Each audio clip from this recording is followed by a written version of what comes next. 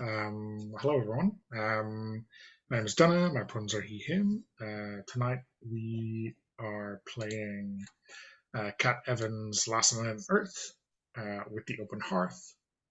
Last Night on Earth is a written trophy game about making every last moment count. It's about a group of friends who are trying to, I don't know, unburden themselves in their last hours of existence before they have the devil to pay. Quite literally, I think, in this game. So yeah, let's get a quick intro from everyone as a player, and then kind of some basic details that you've arrived at for your character, and then we'll dive into those characters a little bit deeper. Character keeper order left to right, I guess. So Matt, it's you first. Sure. My name's Matt. I use they, them, or any pronouns. I think I've settled on the criminal origin. We haven't decided before starting this which instrument each of us are going to be playing. Yeah. I'm thinking either the guitar player or the drummer. I've chosen the power vigor, which is access superhuman strength, speed, or stamina. So I'm thinking like, a shreds a lot kind of vibe. And maybe with like a criminal background, maybe I've been in the world of like, the mob world or something. And I think my name is Graves, like kind of an Avenged Sevenfold kind of vibe. Pretty hilarious name. Maybe there's a last name too. I'll figure it out. Did anyone else have any clear idea of, I guess, let's not disrupt the introductions here. I think that's good for now. I will pass it on. Yeah, I guess I'm the next one on the character keeper. My name's Sabine. I use any pronouns. I don't know what my character's called. He has a background of medic, which probably means that to my mind, he probably came up as a roadie with some medical training. Tried to be a nurse, but it was a lot of hassle. Then he went on being roadie, and then he went on playing in the band. I'm thinking drums or bass for this guy. Okay. And did you pick a particular? Sorry, everyone's pick is the debtor, right? So you all signed a pact or made an oath. My power is the gift. I can ensure the success of another, which kind of has the vibe of the bass mostly, right? I was like, yeah, I'm just chilling out here, but without me, you're loud, but you don't sound good. Okay, awesome. Thanks, Sabine.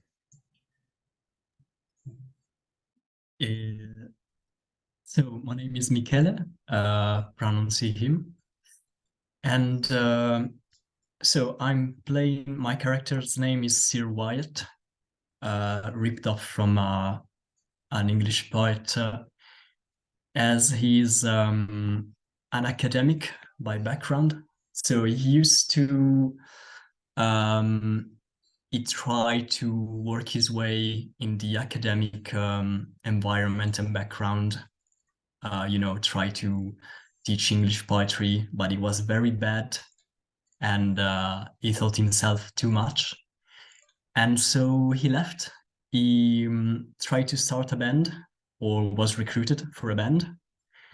And I'm not sure about the instrument. So his power is prescience, so he can foretell a coming disaster. And I guess he could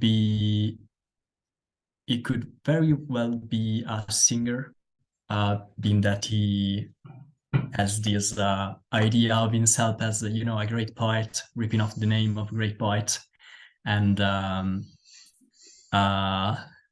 thinking that he knows so much about poetry and such. And But otherwise, I was thinking something like, you know, bassist and on the line. You could always do And that's both. it. Yeah, sure. Oh, we'll just read. Yeah. If we're a trio, we need someone to double up.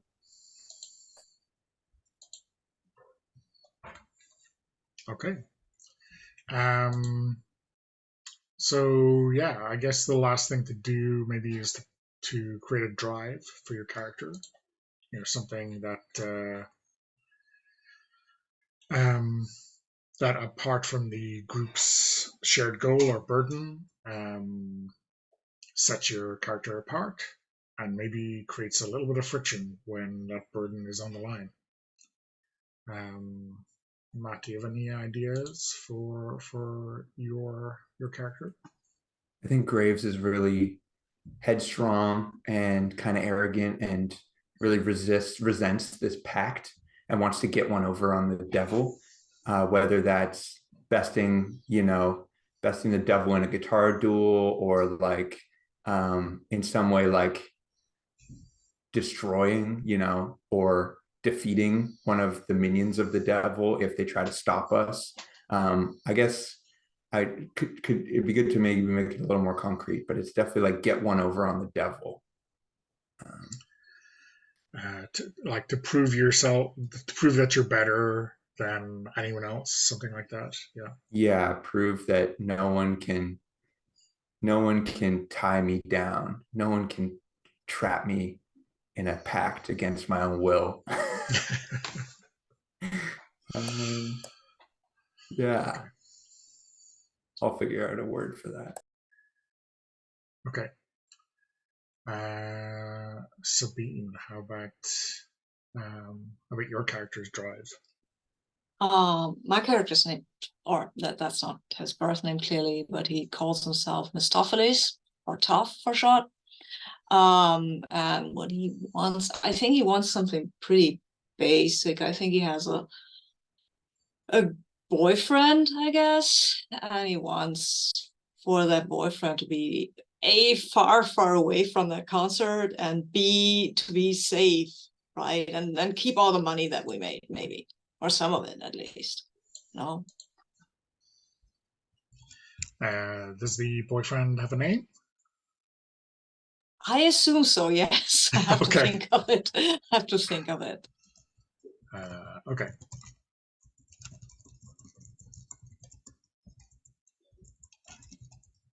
Okay, awesome. And Michele, how about Sir White? What's his drive? I think that he might want to show some old colleague of his, a rival, that he's a better lyricist than this person, and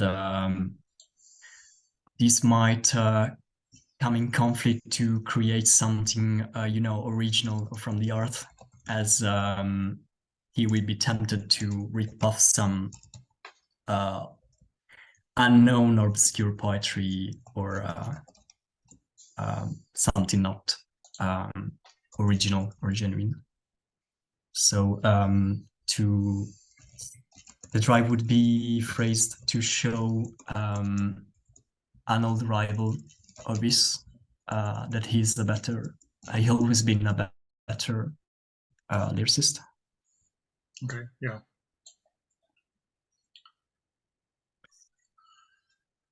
Okay, awesome. Well, have we decided who plays what now? I think we're pretty clear that Matt is the lead guitar guy. So does this make you Mephistopheles the drummer? I guess if Sir Wyatt is on the bass and sings, I'm the drummer. That's fine. Does that work? Works for me. It's okay for me. Okay. I'm sorry, Matt, you're okay with that? I just declared you the lead guitarist because I think you have the hair for it. That's exactly what I was going for. And yeah, unless we have a drum machine or a drumless trio, I think that's probably the best configuration. You can always do the drummer singer thing, but it's a little, no one knows who to look at. Yeah. Yeah, no. No, I'm on the drums. I hit things. That's all the aggression relief I need, really. A good roadie spot too. Yeah. Okay. But you know what they say about drummers and metal bands, it's always the first to die, right? Okay. We won't die though. We will get someone promised me that this show would make us immortal, and then we die. So it's fine. It's fine. Just so long as Ken is okay, and we get to fuck over the devil, I guess. Yeah. Keep your priorities straight. Okay. So I guess maybe let's set the scene with this with our theme of hellfire and damnation. The suggested opening is that an out of control fire blazes through the city, leaving devastation in its wake. So I want to get a sense of exactly where you're at right now, maybe across town from the gig you're expected at, and also maybe just to get an inkling of why you've decided it's now or never, right? To do your piece. Matt, why don't you describe from Graves' point of view, what you're up to, how you first notice the fire engulfing the city, and what you're feeling about tonight. I would like to propose that this is maybe the last leg of a tour, and we've returned to our home city for our homecoming show. And our home city maybe is something a little like Gotham. Like I read the description of the setting in the game, the world blurb, and it's supposed to be very dark and like very, a hard place to be. So I think maybe fires have been breaking out more lately. I think maybe the devil's work is going well, and it's starting to come to a head. And maybe there's a lot of visitors from out of town to see us perform, and there's a lot of strange types and dangerous types. So maybe maybe at least I'm at my favorite bar at 3 p.m. And if you two are with me as well, that'd be great. But at least just to like get, we're not exactly in disguise, but we're like, hidden away enough in this hole that no one's recognizing us, and just to get a glimpse of what's happening on the streets. Like someone's running away from something, there's dogs barking, there's a siren somewhere, and there's the smell of smoke and the haze in the air. And I'm just drinking a stout for my lunch. Okay, yeah. Sounds great. Sabine, what about Toph? What do you see going on outside the window that kind of looks a little bit over the top, even for this dive? Yeah, I think when I came in, I was smelling of smoke already, and I have cradled in my arm a cat. I pick up cats. It's a thing. Cat does not seem super happy, but at least it's not out there when fires are, so okay. And I have been arguing with the bartender, and outside what we see is a flaming car just driving by. Somebody's in the car, maybe laughing. So yeah, great. Awesome. I love that image. Michaela, how about Sir Wyatt? What you walk into the bar or out of the restrooms to see this car burning with this laughing visage imprinted on your mind. When's the last time you saw this kind of craziness?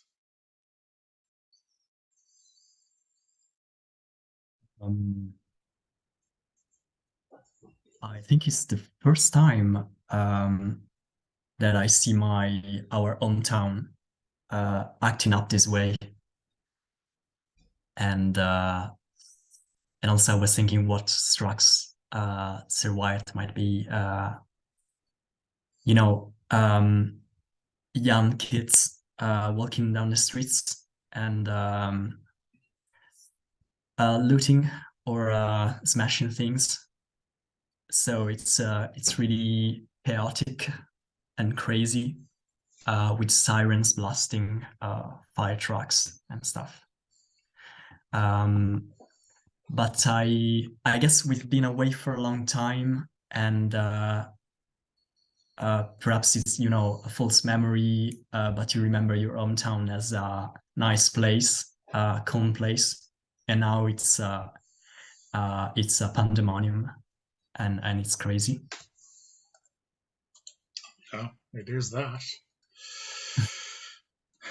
So, yeah, I think you see one of these youths, charging down the street with this iron pipe, just taking it out on someone. And they turn around towards the window and they kind of yell at you, or they yell at the bar in general. They're wearing one of your band's t-shirts, right?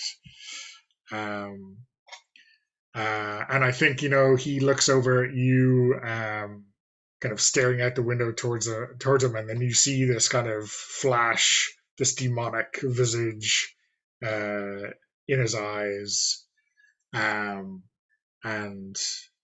he walks away with a flourish, this, and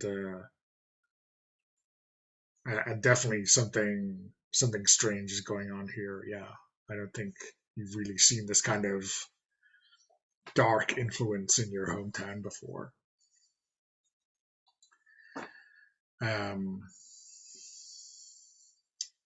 The bartender, I think the bartender's name is going to be like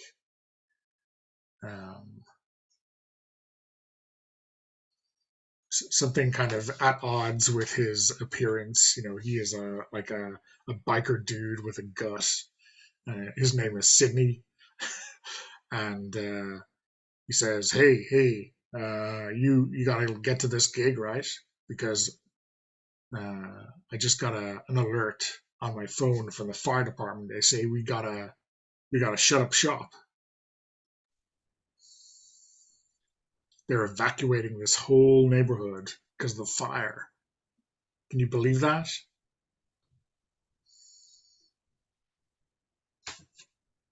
I'm not going anywhere till sound check. Well, I'm kicking you out, Graves. You do that to me after all these years? Yeah, you haven't drunken here in like 2 years. I've been busy, man. You know that. I guess we got stuff to do. Tough and Wyatt, we gotta gather some stuff. Yeah, we gotta gather some stuff, and we gotta get into costume because we can't go on stage like that.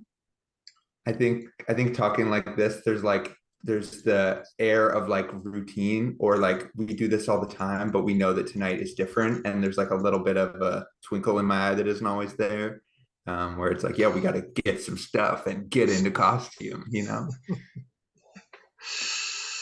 How are you getting across town? I thought you had some kind of chauffeur showing up to drive you across. Are you gonna have to pick up your old van?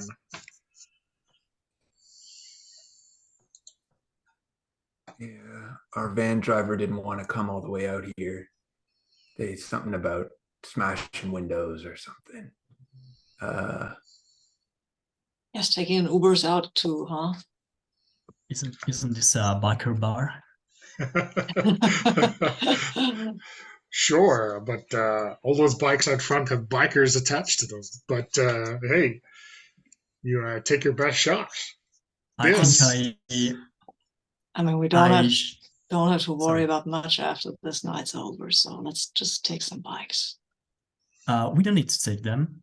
I was thinking Sir Wyatt would try to, convince that everyone is there fun.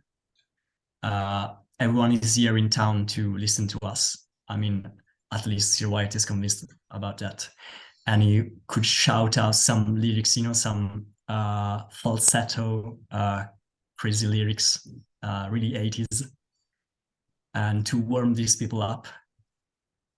And our shitty van driver left us here, and come on, guys, bike us to the concert. You're gonna go backstage, crack a cold one with the band. I don't know. Yeah, great. And then I go, oh, we're busking again? Come on. And you're up there singing, and I get my acoustic out, I guess. Yeah. So that sounds like a role to me. It sounds kind of risky, but yeah. The game invites you to ask the other players what could possibly go wrong. I think this is a way of saving me the trouble of thinking of something. Matt, what do you think could go wrong with this appeal to the bikers' better natures? I mean, the straightforward is that everyone's getting kicked out same time as us. They got places to be and stuff to do. We just get left in a puff of smoke. And maybe even that none of them really like our band in this bar. And it's kind of ironic that we came here. No one's noticed us, right? Like, Yeah. So Till we'll see. Yeah, we'll see. Because you're also not in costume, right? You're just your regular exactly. selves. Okay. Yeah. I would think they think we're kind of fake, kind of phony, right? Our band, they're kind of like sellouts and stuff like that. They're the real gritty heavy metal guys. They don't like us. Okay. So, Michele, you're going to take one light-colored dice if the task is something your character would be able to do because of your skills.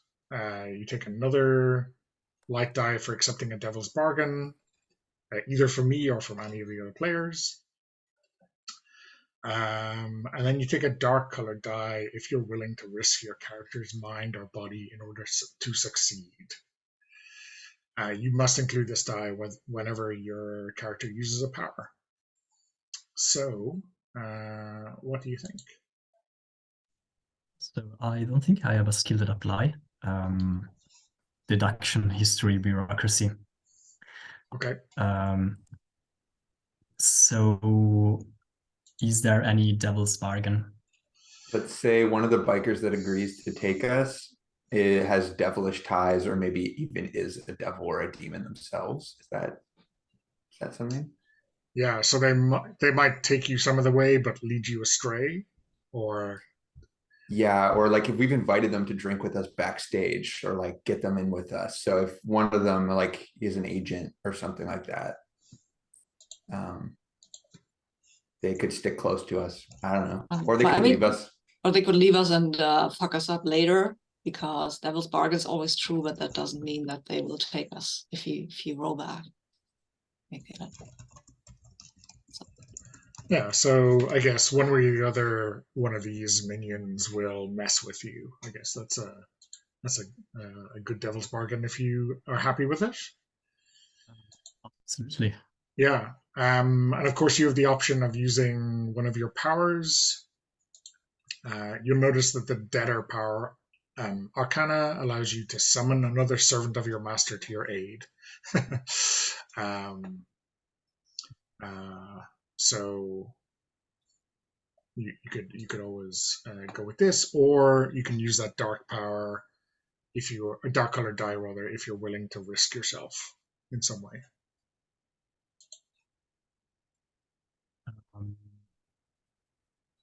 I think I'll go with the devil's bargain. Okay.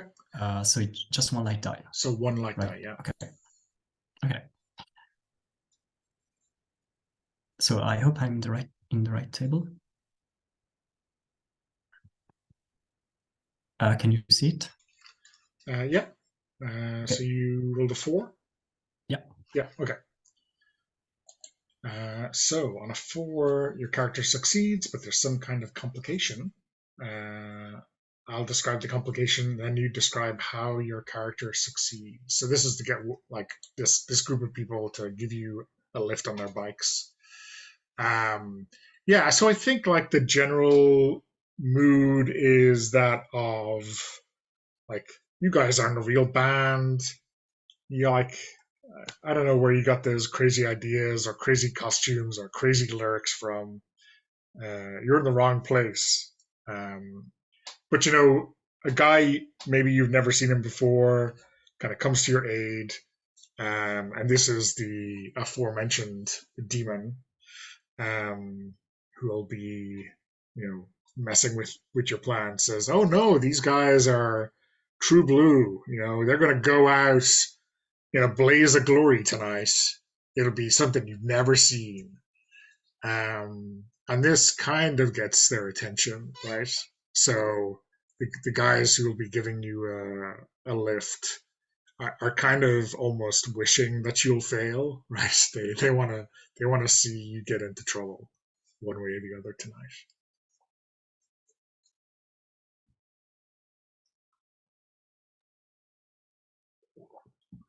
I think that he has at least a bunch of biker friends who can give us each one a lift.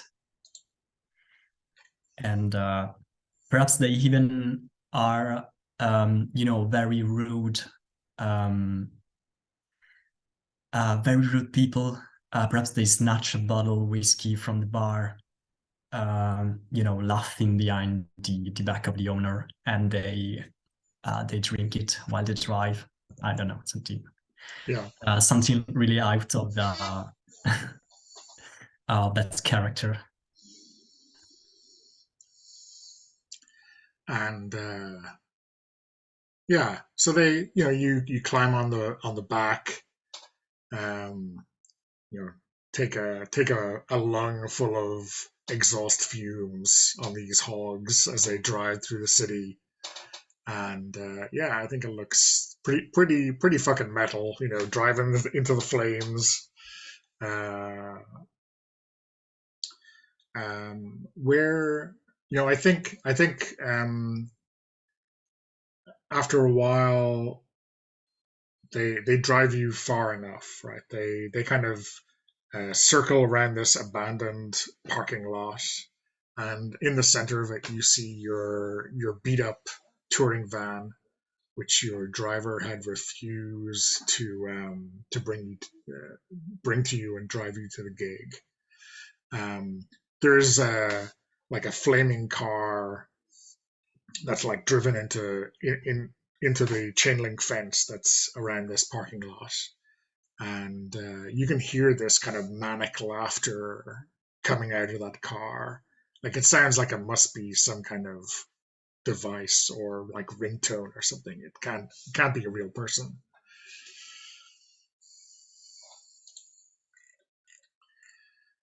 Matt, what is Graves gonna do?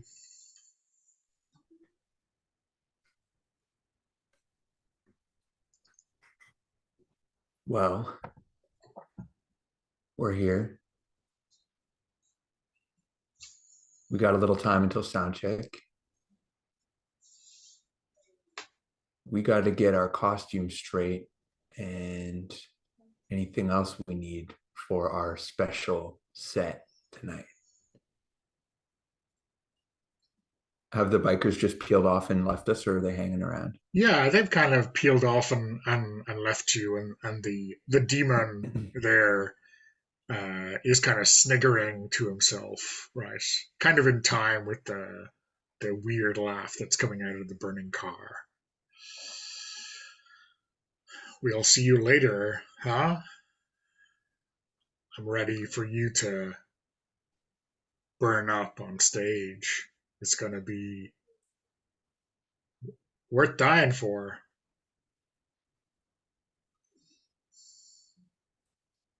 Wait, can. there's some screaming coming from a burning car. Yeah, yeah. Okay, I'll go over and try to see if I can rescue something. No. Yeah, so I think the driver's side window looks kind of like burnt almost. It's hard to see through, and you either need to lean in close or to smash it to get a proper view. What do you do? Oh, I need a proper view. I think I'll kick it in. Okay, yeah. So I think you kick it in, and I think I'm gonna ask you for a check here. Okay. So again, you get a die if your origin or your skill is relevant. I'm a medic. That might be relevant for getting people out of cars. Yeah, that sounds about right. This is a forensic investigation. Not really. Hopefully not. But you know, if you did work as a paramedic, then yeah, getting people out of the car sounds about right. Does anyone have an idea for a devil's bargain?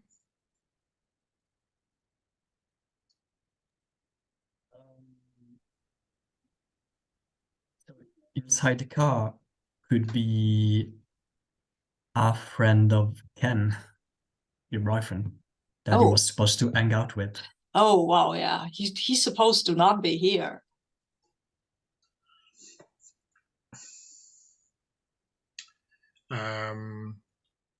So but you know, but if he dies now, then my drive is pretty much gone. So I mean, it's not Ken, just a friend of Ken. Oh, okay. And Ken was supposed to hang out with him or her. Oh, or yeah, that's the guy Ken was supposed to go on. I don't know what Pokemon tournament or something. What? It's a sport. Okay. Don't make fun of it.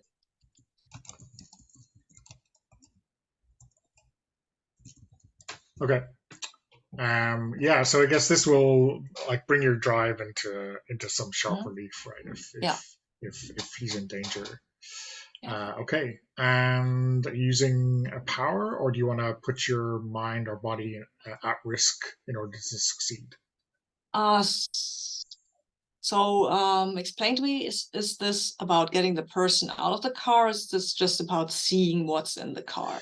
I think I would say this is, maybe wrap the two into one, like, Okay. Given that now we know that it's a friend of Ken's in the car, then I totally will risk myself. I mean, that's what these dark dice are for, isn't it? Yeah. So that's 1 dark and 2 light dice. Yeah. Wow, got a 6 on the light die. So yeah, you motivated. Why don't you tell us exactly how you succeed? I kick in the what's the word for the window? Yes, window. Sorry, I blanked. What's the Anyway, I kick in the window and then I see it's Ken's friend. What is Ken's friend's name? Bill. I guess Bill. Bill. Yeah, he's a Bill. And I realize, oh shit. This looks like, oh my god, gotta get him out of here. And I think he's screaming because he's kind of stuck and it's really hot and he's kind of has some kind of burns. So I rip open the door because it's kicked in, should be okay. And then I'll drag out Bill before the car explodes, because it will. Because I think you drag Bill out through the window. And maybe you've cut through the seatbelt, which was keeping him trapped. And as soon as you hit the ground, it erupts into flame, right? And I think even like the fuel tank explodes and the car like vaults over and lands perilously close to your van. not on top of the van. That might have been a fail, but on a 6, it's just like a sign of something that could have gone horribly wrong. Yeah, yeah. I will shake him and say, "Fuck, Bill, weren't you supposed to go with Ken to the poker game? What are you doing here? You're supposed to be in Vegas with Ken." Oh, thanks, Tough. Yeah, but Ken said he didn't want to go. Yeah, I know he didn't want to go. Fuck, Bill, that was your job, right? To get him to go to Vegas with you. Yeah, I tried, but he like abandoned me. He sent me a text then to say he was going to the gig. He wasn't going to miss this for anything. Oh fuck, man, Bill, I really trusted you to do your job. Damn it. I wasn't going to handcuff him to the seat. Why not? Uh,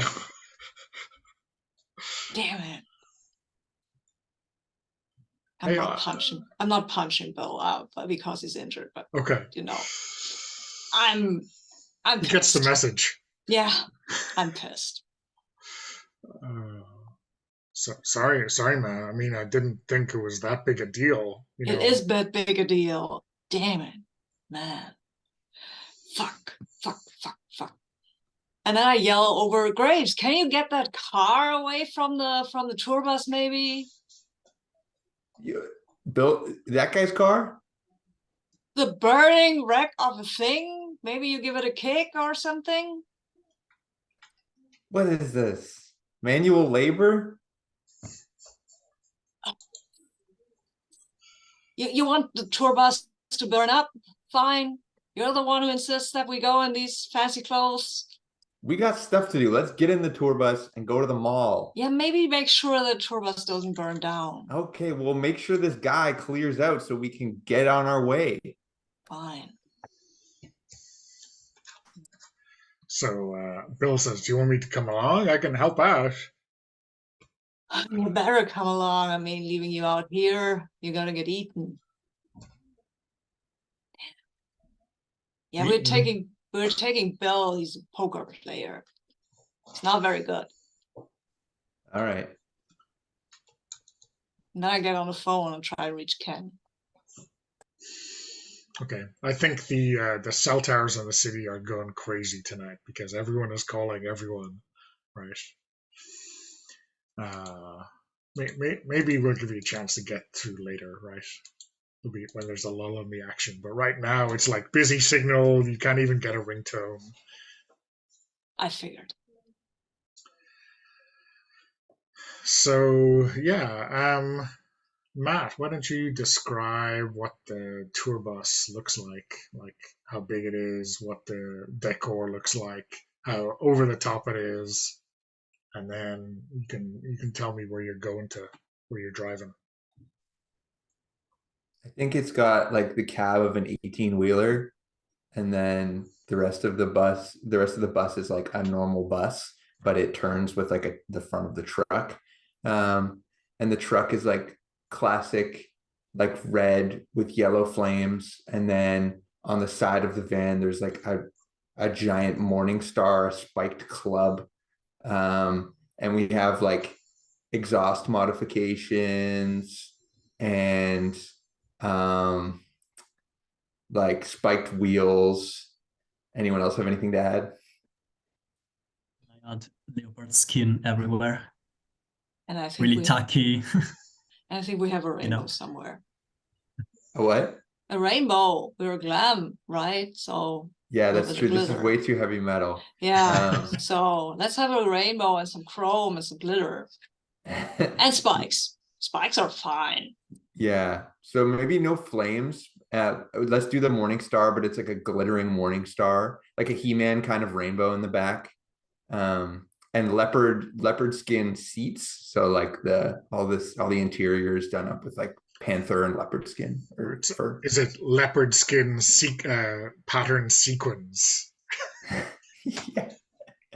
Yeah, totally. We're so soft. Okay, awesome. Where are you driving to in this monstrosity? Well, so I think what else do you have to pick up before you get to the gig? I think something I need to get is I've been playing a guitar that was provided to me by the devil.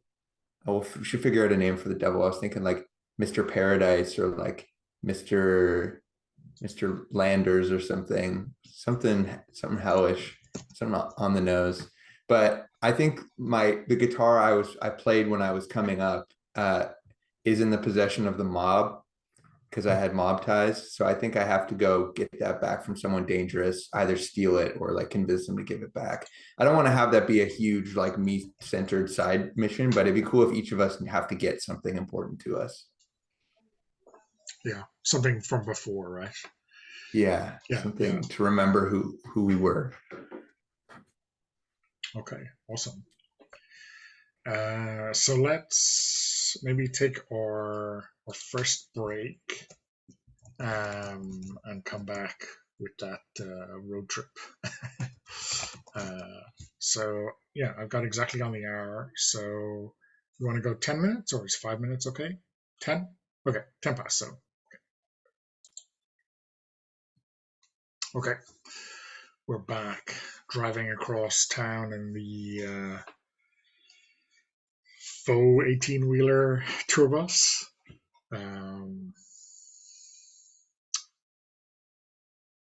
Over to Mob Boss Central. Right? Matt, given this is kind of Graves' connection, why don't you describe a little bit the setup or the kind of flavor that we have here? I think this is where Graves' vibe comes from. So I think we're in an old rundown manor. Like this used to be a wealthy district, but something chased all those people out or all those people went bankrupt or something. And now, so there's like an old street with big yards and old fences and lampposts and things and old like large manors that is just known to be mob infested. And so it's like a big old home.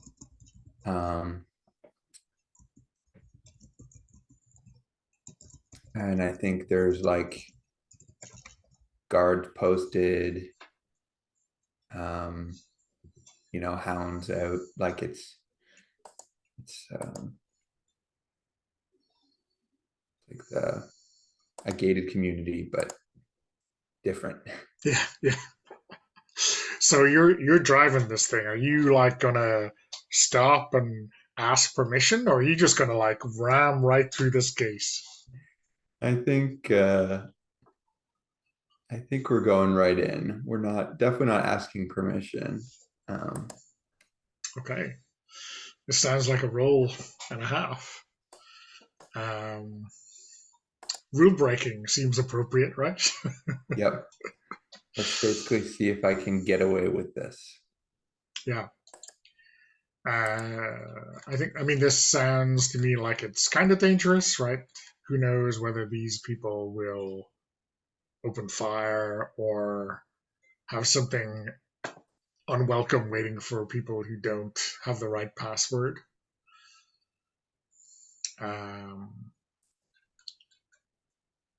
Do you want to? So I guess that's a dark colored die, right? Devil's bargain, or you? So it's one light for the skill and one dark for the amount of danger. Yeah. Okay.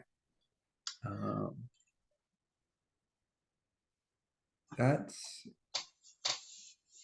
I think, okay with me. Okay. Unless anyone has, a bargain jumping off their tongue. But I'm okay to just roll that. I mean, the obvious bargain would be here be some damage to our vehicle, no matter what, right? Yeah. I mean, that would even make sense. If there was like a stinger across the road or something like that, that would really hamper you later on. Yep. I'll keep the tour truck in shape because we have a lot of errands to run after this. So I'll make sure my driving's on point, or whoever is driving. I think I've taken over. Yeah. I'll just roll this. Here we go. Oh. Okay. So your highest die is a dark die. So reduce your time by 1. Okay. So untick one of those boxes. And when you do, describe how the brush with failure. So the highest die is a 3, so it's going to be a failure, but also this is going to intensify your affliction, changing your mind and body. So, so I think um, uh, when you smash in towards the gate, you just lose control of the wheel, and it jackknifes, and it just, I mean, it still goes through the gate, right? It still kind of clears this blockade, but you know this is going to take some untangling to get back out of here. But you're through the gate. You know, everyone. I mean, I'm not sure whether you're really seatbelt people, but everyone's thrown forward a little bit at least, and you have this like moment of panic when that the jackknife happens, and you're not going forward anymore. You're going sideways, and maybe you smash into a window, or find out exactly how unforgiving sequins are when you impact them at high speed. Um, so what do you think, Matt? Do you have an idea for how this kind of intensifies your affliction?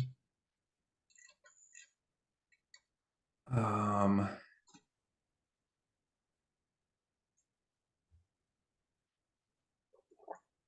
I mean, if we're getting closer to death at the end of the day, like it could just be an injury. It can be bleeding. But I sort of like that maybe there are more devilish ties that have gotten into the mob since I've left. Yeah, I mean, I think maybe for these, I mean, maybe you notice other things going on here, but I think these this kind of condition needs to be more about you. So maybe it's something like you said, maybe you're bleeding slightly from the scalp, but like when someone looks at you or when you look in the mirror, you can see these kind of flames almost appear where the blood is, where that wound is. And like Yeah. it cauterizes, but it's this like moment of kind of holy shit, or maybe unholy shit.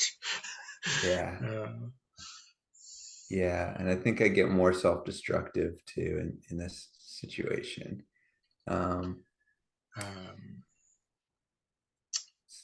so yeah, put a condition that kind of matches that description into your sheet. Something like, I don't know.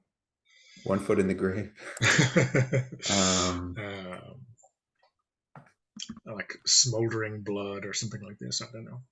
Yeah. Yeah. Um,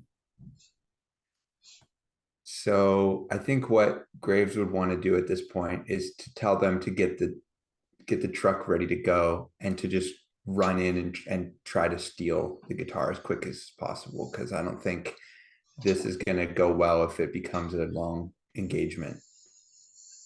And if anyone wants to help with anything, I don't want this to just be a solo mission, but I'm having trouble imagining how this goes well at this point. Michele, Sir Wyatt? I mean, you kind of come out of this crash better than most. A stickler for the rules, maybe in opposition to Graves' usual modus operandi. Uh, what do you say when he orders you to stay behind and like park the car? So, is the truck stuck in something? So do we need to? It's just jackknife, you know. So when the cab and the rest of the bus are kind of at the wrong angle so it takes a bit of work to get out, but Okay. it's not like you're tangled up in a gate or anything like that. You're not permanently stuck or anything. So I guess this could go in sort of like, a bank heist style. So Sir Wyatt will be happy to stay behind because he's a bit of a coward and held the wheel and, you know, be the driver.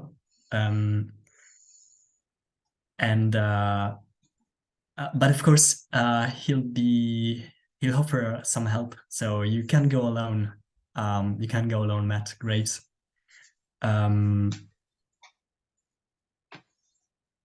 So these mob guys are dangerous. Yeah, I'll distract them. Don't worry. Sneak off. I'll distract them. We got stuff here in this car that will distract them, I'm pretty sure. So I guess, sorry, go ahead. No, go on. I guess Sir Tough will hold the truck. Sir White could unwillingly come with. Yeah, and very nervously watch your back. I mean, you need to stay in the truck. If I'm going to distract them, someone needs to stay in the truck. I mean, Bill's still here, but I don't know that he's fit to drive. Sorry, I didn't understand. No, I got to get out distracting them, not with the truck. All right. So let's get a plan going. So I'll maneuver the truck, and Tough will distract the mobmen, and in and out, really quick, clean job, like you used to do, I guess, before the band. And if you feel any oncoming disasters, just give me a call. Phone that's I'll honk the horn. The phone that's fucked, friends. Oh, so yeah. You run, Graves, like you've never run before. Here goes. Okay, so there is a help mechanic, Sabine, for Toph, but I guess you can see what the dice result for Graves is before you decide to help. I also have this gift, ensure the success of another, just saying. Yeah. So what does that look like? Oh, what does that look like? I mean, we are a glam rock band, are we not? So, I mean, I'll grab a wig, put on some fancy coat, and then I'll just use some of the fireworks we have and throw them out and run out and yell like hell. Okay. How does your power come into it? It attracts attention, I think, and I know how it comes in. It comes in that way that I'm wreathed in flames. Yes. Okay. That should distract them. That should distract them. So okay. So yeah, Matt, you are trying to get in, get out with the guitar. I don't know enough brands of guitars to to make it anything except a Stratocaster, right? But let's make it a Strat. What what are you afraid of? You know, what do you remember from your days with the mob that is almost kind of guaranteed to mess you up if you didn't know about it? Oh man, I think I was raised by a man named Tombstone. I think I had a lot of connections here, and I think it sort of soured towards the end. Maybe something about the pact or something about the direction I was going turned them against me. So if I run into Tombstone or really anybody, I also maybe loved Tombstone. You know, I was brought into the mob. I was like probably in my early 20s or something, and he was older probably, but it's like a complicated thing. So if I see him, I'll have a hard time, you know, doing what I have to do. But I have to get to their collection. They have a special collection of things, and they've kept my guitar there, maybe in the basement or something. Okay. maybe not in the basement. Maybe somewhere you could use your superhuman strength, speed, or stamina. Right? Yeah. Yes, yes. Maybe on the third floor. Yeah. Yeah. Um, so that's a dark die for sure.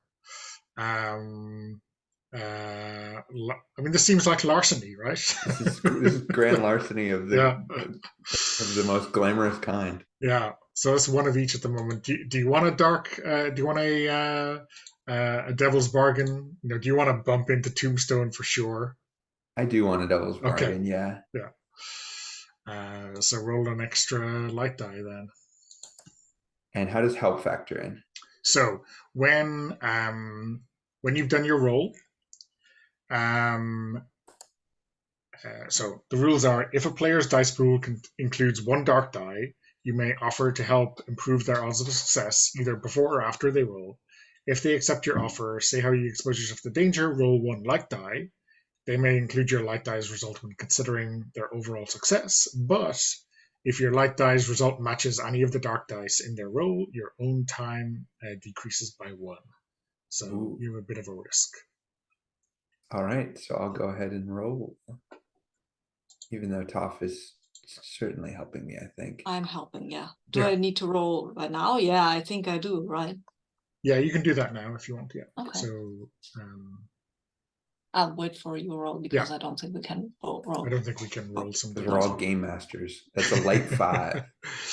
Okay, which is pretty good. Not perfect, but Oh yeah, 5 is good. I'll still roll my light die because why not? why not? And it's a 1, but Okay. that doesn't matter. It doesn't match the 5, the dark die. So Yeah. Okay. Yeah, it's a 5, so not quite perfect, and you do bump into Tombstone. You know, I think you're climbing, you're climbing through that third floor window. You know, quick, strong, everything. You know, you get that thrill through your veins from before, and like you push the window up, even though like you hear the locks break, you just push them up, right? But inside, you see Tombstone just waiting for you.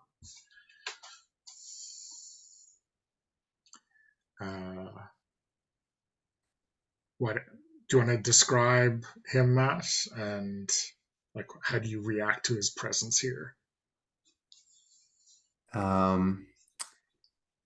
Yeah, I think I leapt up the wall, knowing which room was his, but still choosing that as my entry point because it's the tactical best, the closest to the place I need to be. But I knew what I was doing. And so my eyes are like, my eyes are red, and I think like that searing blood is kind of like, pouring, like coming from the wound again as I'm like straining myself, and there's like a heat shimmer behind me. And yeah, I crack the window open, and he's got maybe like long, dark curly hair, like kind of dark leathery skin. His hair's got some pepper or some salt in it. He's got like maybe just one eye, but it's like a kind eye. It can be very hard and perceptive, but when on me it was always a kind eye. So I thought it was gonna be easy, or I thought I might catch a glimpse of him, but he's just there, and I'm stopped. And yeah. I say like, you're not at the bike club meeting. It's Thursday. I knew there'd be something like this going on.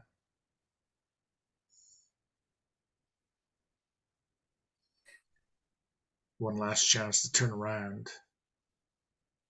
Stick with the deal you made, not with the people who raised you. Take the easy way out.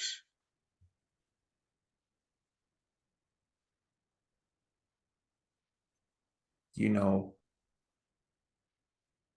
you know I've never been much for the easy way or for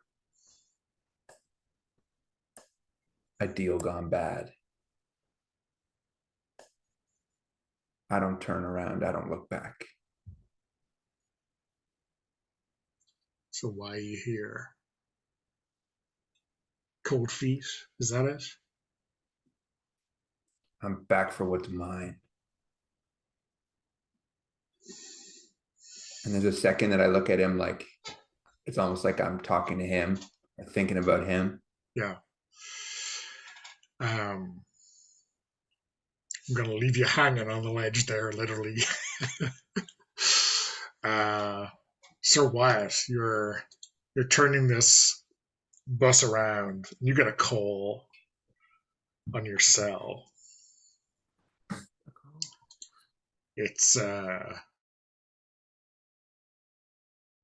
did we decide on a name for your manager? Is it Mr. Paradise or? I like Mr. Paradise. Good to me, yeah. Yeah.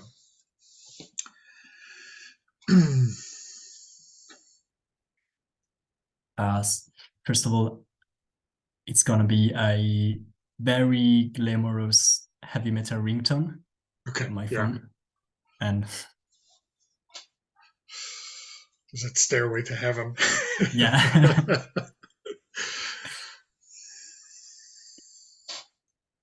So you pick up? Yeah. Okay. Absolutely. Well, Wyatt, here you are. You thinking of going solo?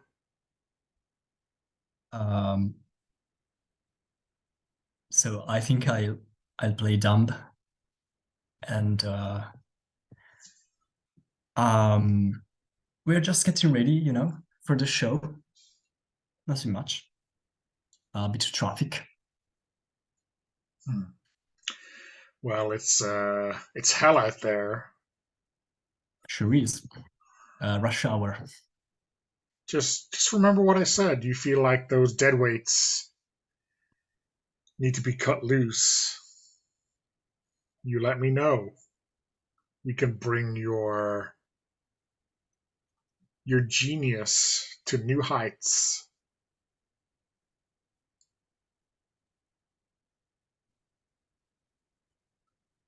That's tempting. And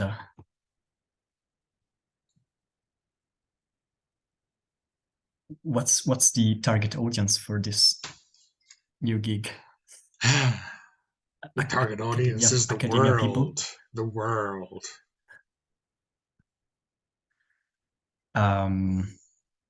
I see a work of art, not just an album.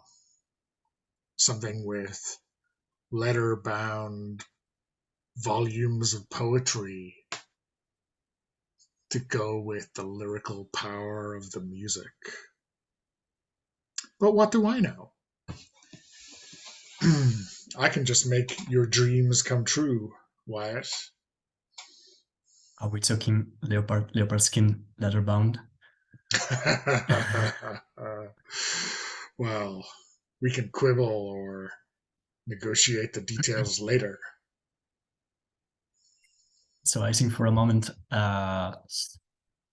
White is really, flattered, and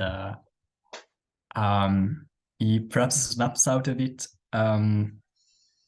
catching a glance of Toph doing whatever he's doing in his distracting action, and I try to cut the conversation. Green light at the stop. Gotta go. As I said, rush hour. But I consider it, and I think Mr. Paradise can understand that deep inside I mean it, that I consider it. Okay. You don't expect him to believe your lies? Is this just kind of an understood fabrication that neither of you really believe, or? What do you think? I guess he knows perfectly well what's going on, and yeah, of course he won't believe my lie. Yeah. But at the same time he understand that he hit a soft spot, and so that's something to work on. Yeah. So do you think this is a compromise, like a weakening of your resolve already, or what do you think? Might be, yeah. Okay. So let's make a time check with one dark die. So you're looking to roll higher than your current time. Um, if you roll lower, your time will decrease.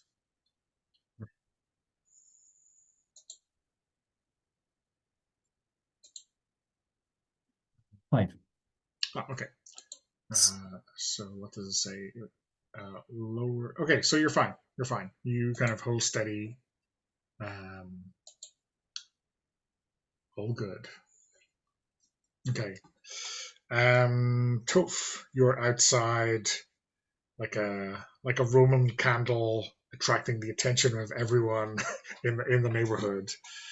Um, so I think you like see these like mob enforcers just kind of standing at you, wondering what the hell. Um, are you happy with that kind of attention, or is there something else you want to achieve I mean, here? I need to talk to them, right? Because otherwise they might start shooting. So I say, hey, I heard about you guys from my old friend Graves. You want to come to the concert today? You get a backstage pass, and you get a backstage pass. You don't get a backstage pass. I don't like your nose, but you get a backstage pass. You know what? Fuck it. You also get a backstage pass. Your nose ain't that bad. Yeah, this seems like the situation that maintaining composure was written for, right? Yes. You're on fire, talking to these heavily Yep. armed mobsters. Yeah. Yep. Got a light die. A light die. You are using your gift, right? So I am that using my is gift. Yeah. that is a That is a dark dark die die. for sure. Yeah. Okay. I don't know about a devil's bargain. I mean, I guess you've given them all backstage passes, so Yeah. I have. That's a devil's bargain for sure. So I get 2 of these, and that means, for the sake of symmetry, I will risk. I feel that I'm risking myself here, right? Because these guys have guns. Do you get? I think it's just one dark die you include. I'm not. I don't know You if double up. if it's like trophy, I can include as many dark dice as I Yeah, yeah, like. yeah. I guess you double up. Yeah. What can possibly go wrong? Exactly. Look at that.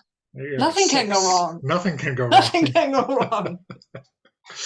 So they are convinced, right? No problem. Why don't you narrate exactly how you have them, metaphorically at least, eating out of your hand? I think one of them is a fanboy, right? And it Yeah. says, wait a minute. No, don't shoot him. Don't shoot him. This is Morningstar. We can go to the Morningstar show and we watch them and we shoot them afterwards, right? If the boss wants it, we shoot them afterwards. But first, we got to see the show. And if it's going to be anything like this, right? Yeah. So and when Graves comes out, I think we're all standing around smoking or something. Sure. Yeah. Well. Let's see how Graves gets on, because I think Tombstone stands up out of the chair he was in, and he is holding the axe. And he approaches you, and he is obviously going to swing at you. He's going to say, "Take it, then." What do you do?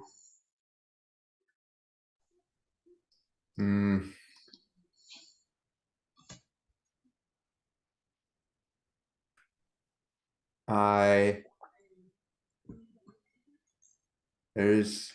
want to play defensive. I want to catch the guitar and sweep his legs out from underneath him and pin him down with my guitar on top of him, and try to wrest it away without hurting him. I've done a lot of hurting. If I can avoid hurting this man, I will. Okay, so I don't see your skills being relevant, but you're certainly using a power, your vigor, right? Yes. Your superhuman speed, at least. Do you fancy a devil's bargain, or what are you thinking? So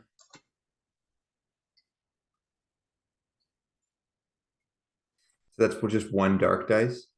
So yeah, at the moment it's just one dark die. Yeah.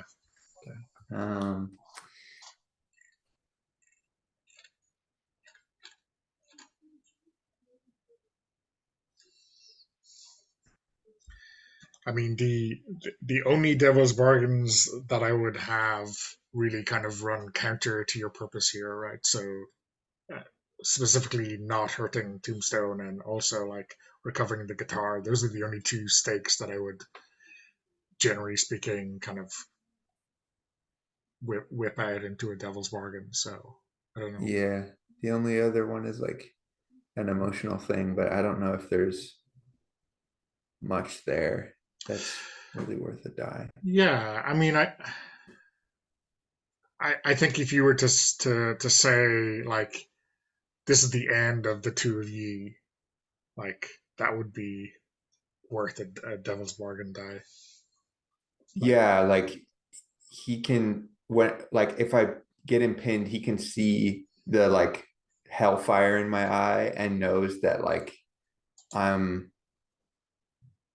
I'm basically self-destructing, and like he'll just basically like both of us will know that we'll never see each other again after this moment, and the last thing that I'm going to do is to kick his ass and take my guitar.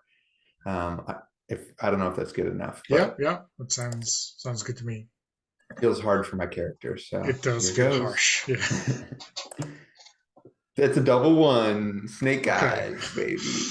So that is like the worst of.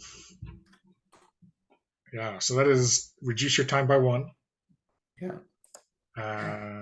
Because it's tied as your highest die, and it's a failure. So yeah, I think you reach out to snap the guitar and to pounce on him, and he's seen it before, right? He just changes the timing of his swing and smacks you in the head, and you just kind of Spit teeth. snap back and fall out the window. And thump right next to where Toph is entertaining the mobsters.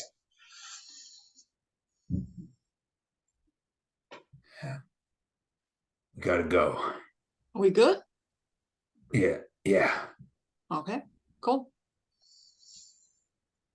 See you guys. See you later, Toph. Yeah. I'll stop flaming maybe Okay, yeah. once I get into the truck. Probably a good idea. Okay, awesome. I slam the door and don't say much. Yeah. Weren't you going for your guitar, Graves? They sold it. Oh, fuck. I had known, I'd probably curse more, I guess. It's okay. It's not about the gear, it's about the musician. Sure. So yeah, Michele, I guess you've turned the bus around, and the mobsters are like giving you a sterling exit. You know, they are helping you out. Um, where do you think you're heading to next? What do you need to pick up before you're ready for the stage?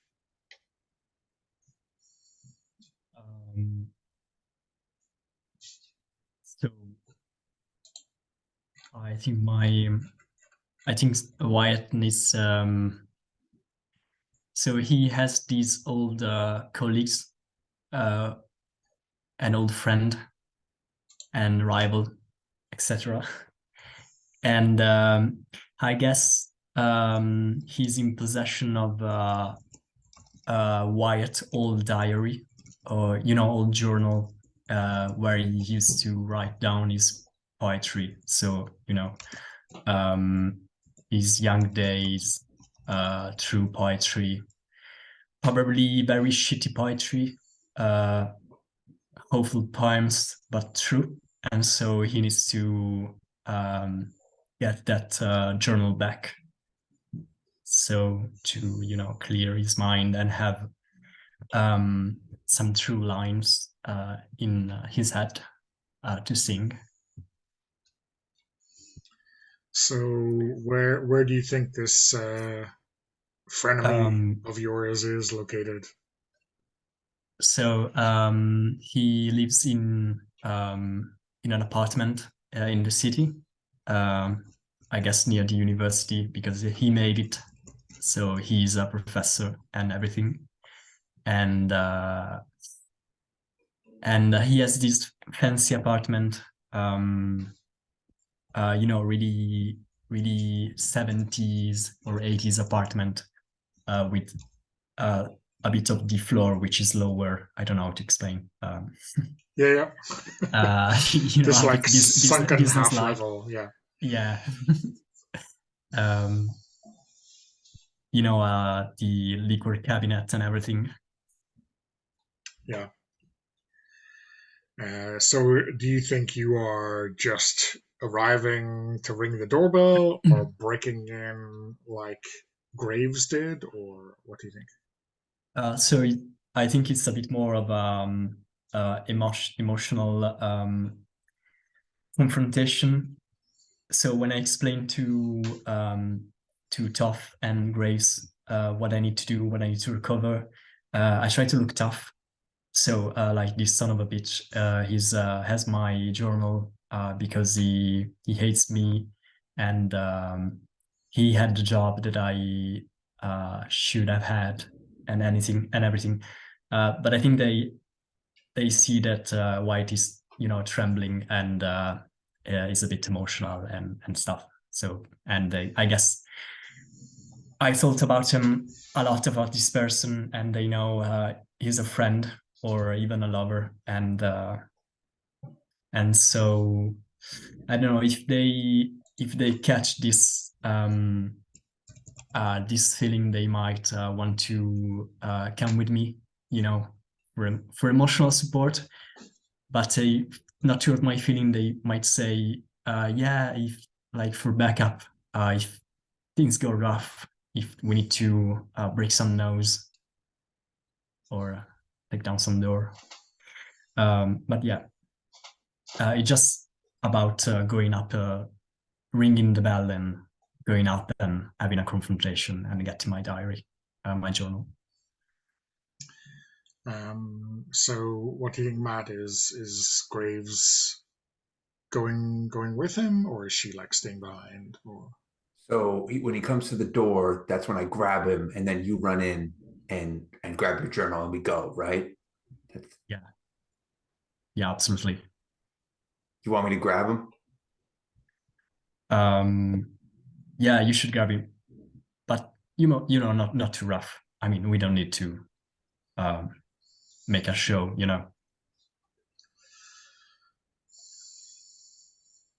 Done. So I was thinking. So if you really want to go down that way, that's fine. We can do it that way. I had been thinking, you appear at someone's apartment, you ring the doorbell, and they buzz you up, right? So it doesn't seem like such a big deal to them.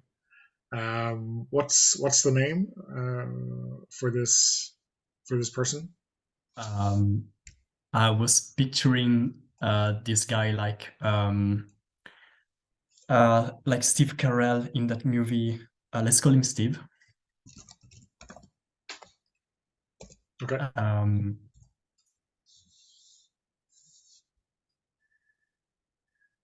Yeah, so yeah, I think he just buzzes you up when you say it's me or whatever.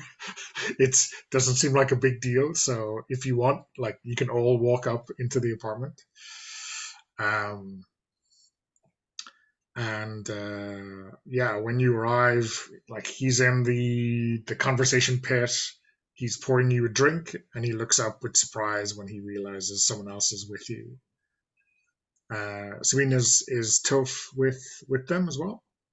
Sure, I mean, if they're both going and that nobody seems to need me, Bill, look after the car, make sure nobody steals it. Okay. I go up with them Oh, just to see what's going to happen. yeah. So yeah, very very swish place. Should I pour a drink for your friends?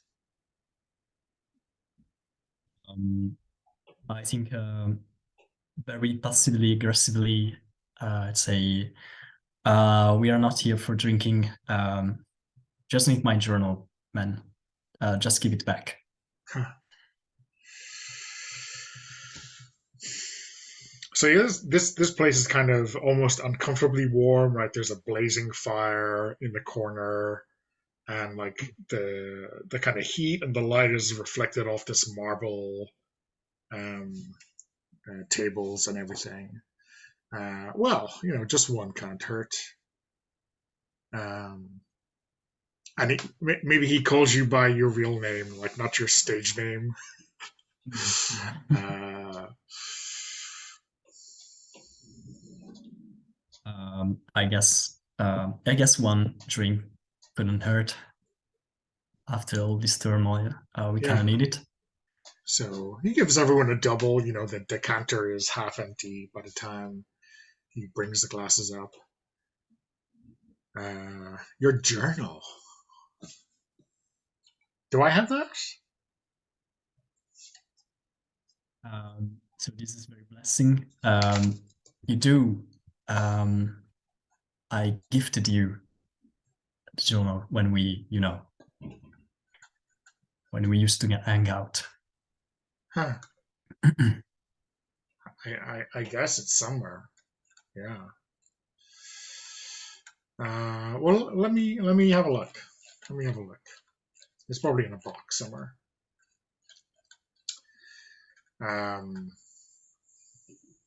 So do you think if you're using your prescience, you know exactly where it is, or are you just like remembering that you gave it to him? Like, how powerful are you being right now?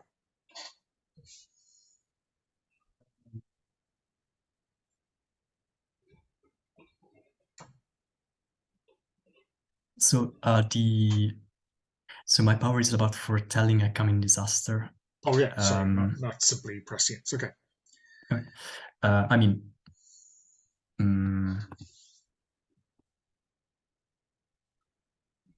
if it's okay with you, we could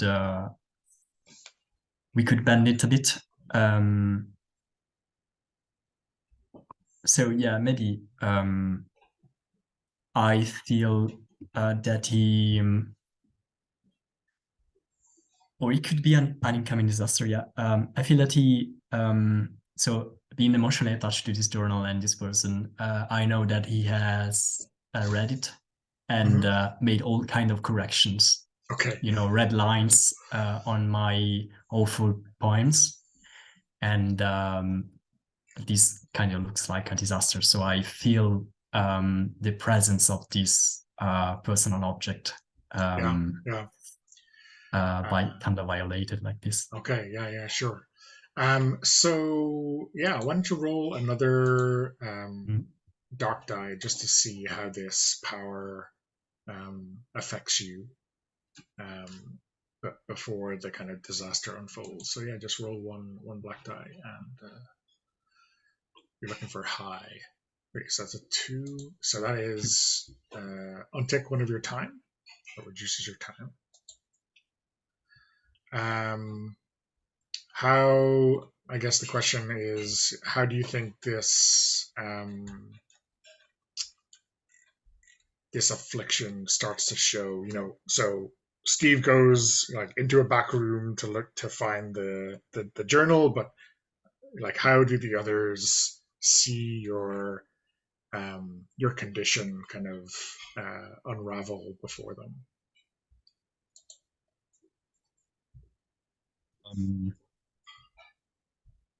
Might be that my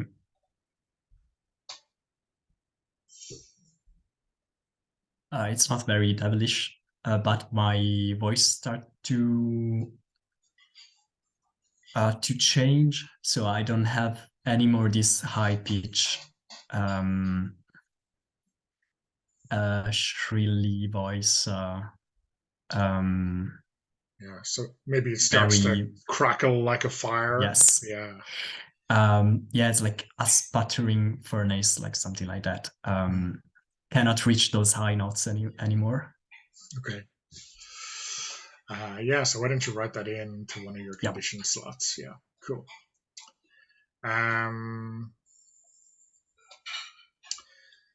So yeah, he comes back and he has the journal, and you kind of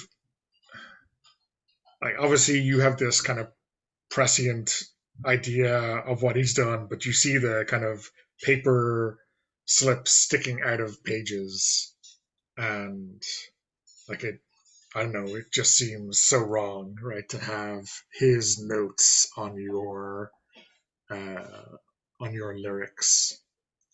And he seems so blasé about it, right? He seems like, oh, he's doing you a favor.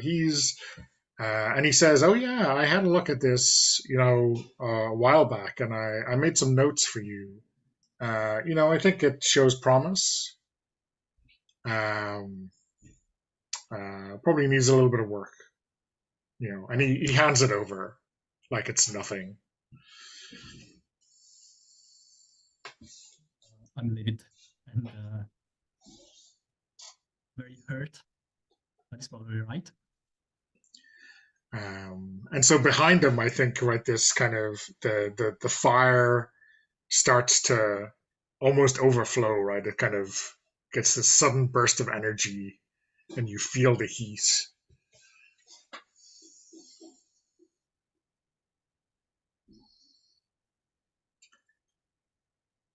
Sorry, you mean what fire? The fireplace? Yeah, the fire in the fireplace kind of gets this sudden injection of energy. Okay. It doesn't like spill over properly, but it's certainly threatening to your way of thinking. I think with my now crackling voice, I say to Grace that we need to go. We got it, and I say to Steve, we have something important to do. Last concert, hometown, but you wouldn't understand. You never did. Sure. Yeah. Well, good luck. Which is obviously something you should never tell someone going on to an act, but he just doesn't understand. Break a leg. Yeah, exactly. Yeah, I guess we off. Mm-hmm. For Toph and Graves, like, how does it make you feel to see this guy in his ivory tower just kind of dismiss the dreams of Sir Wyatt like this? I think he's an asshole. I mean, he wished us good luck, right? Yeah. Should bring him. Just, Say like, we don't accept good luck from red ink kind of guys. Don't accept good luck from any guys. We don't need good luck. We're a fucking morning star. All we need is in our heads, in our hearts, in our hands.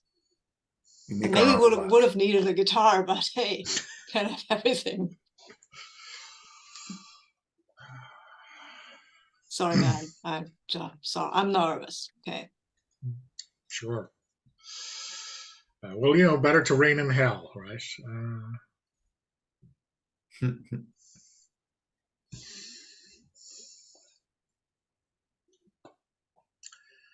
Okay, so I guess you turn around and leave, and yeah, you got a sense that this thing is gonna go out of control pretty quickly. But yeah, I think that is a good place to take our next break.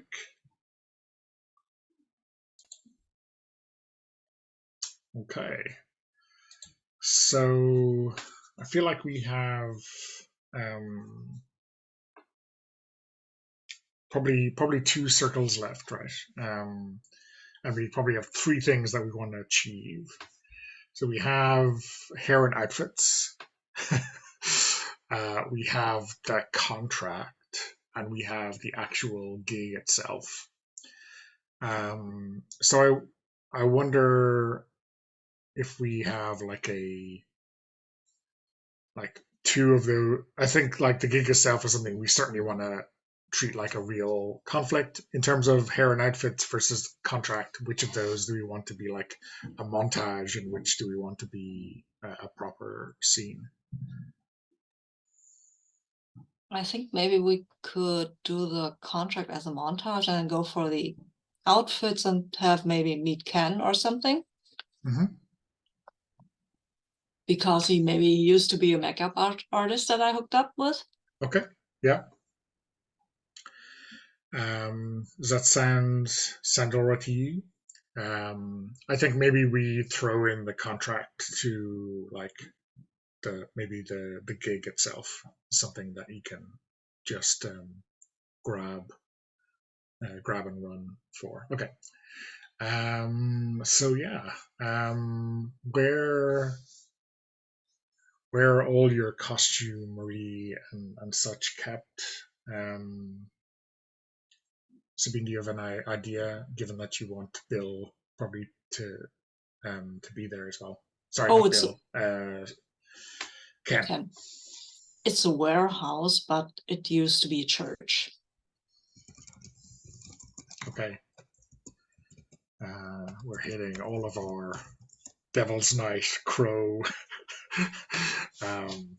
touchstones. Perfect.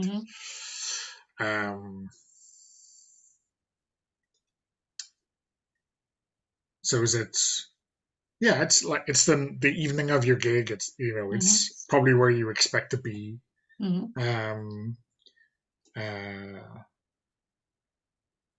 When you rock up, what kind of state is it in? I'm good. I don't know about the other 2. I think as Grace still bleeding. And do we need to fix that, or is that kind of cool? What do you think, Matt? Is Graves still bleeding, or is she rocking that whole volcanic blood look? I think as she sort of simmered down and the heat like faded, but she got to be stationary, the wounds like kind of cauterized up and her eyes are slowly coming back to normal, but there's still like a dull orange glow. But I think her skin still has like a shimmer to it, like a heat shimmer to it. Nice. Yeah. Yeah. So your usual I guess costume person is waiting for you, right? Michele, what's this person's name and what's their deal?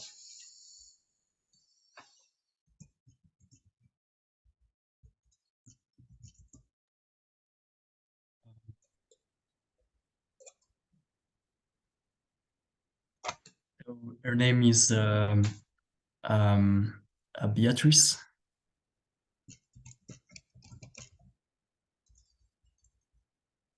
and I think she used to work with us even before these major label things with Mr. Paradise. And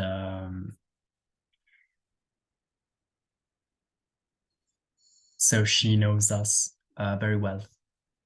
Perhaps she's from the town, so since we were kids. Mm-hmm.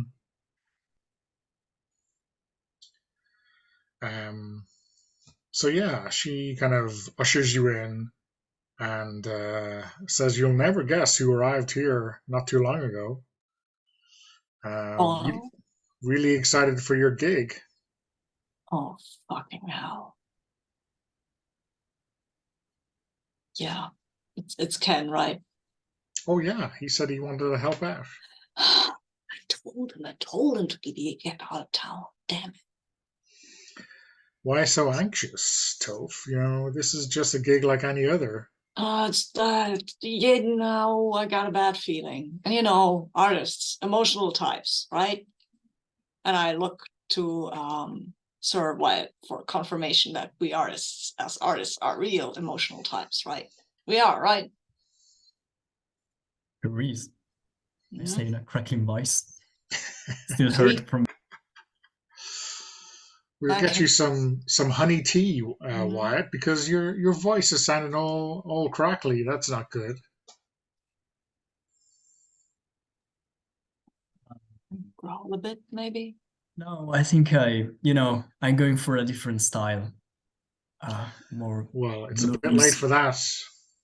You know, this is. I have your outfits ready. I've got the whole 9 yards. You know, shoulder pads, shoulder spikes to die for, to kill with, rather.